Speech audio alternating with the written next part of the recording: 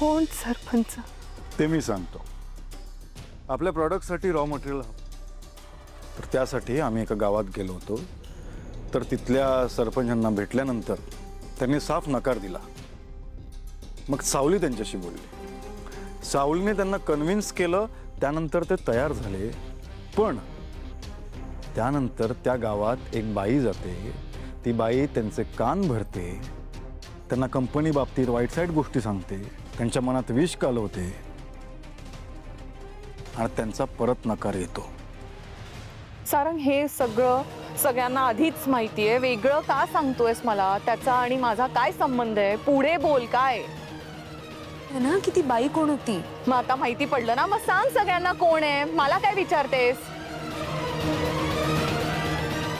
ही काय आमच्या समोरच उभी आहे.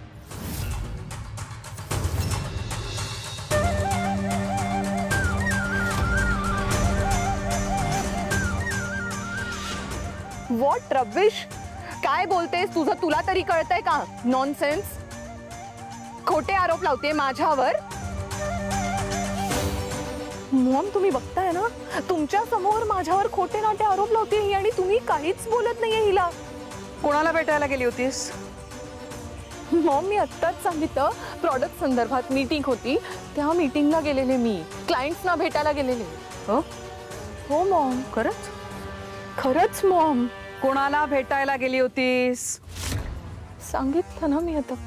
ऐश्वर्या, खरं सांग, कोणाला भेटून येतेस तू आत्ता?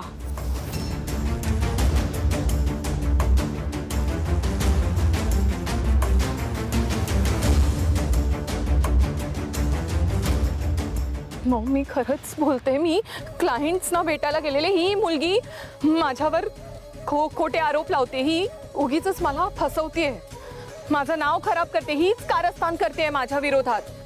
मी हिला कधी त्रास दिलेला नाहीये, पण हिला उगीच असं वाटतंय की मी हिला त्रास दिलाय म्हणून ही हे सगळं करते. She is jealous of my success. मुद्दाम माझ्यावर खोटे नाटे आरोप लावतेय. ओ माय गॉड, मला आता जरा लिंक लागते, क्लिक होते. तू कंपनी जॉईन करायची स्वप्न तर नाही बघतेस ना? तुला कंपनीमध्ये येऊन स्वतःची एक पोझिशन बनवायची. इनफॅक्ट तुला माझी पोझिशन घ्यायची आहे, राईट? म्हणून तू हे सगळं कारस्थान केलंस ना माझ्या बाबतीत. येस मॉम, हिला आता माझी पोझिशन घ्यायची. She is jealous of my success, आणि म्हणून ही मुलगी हे सगळं करते. म्हणजे मी तुमच्या नजरेत पडली पाहिजे म्हणून करतेस ना तू? काय ड्रामेबाज आहे ही. फक्त दिसते साधी. खूप स्मार्ट आहेस तू. काय डोकं लावलंय? इतकं टोकाचं प्लॅनिंग.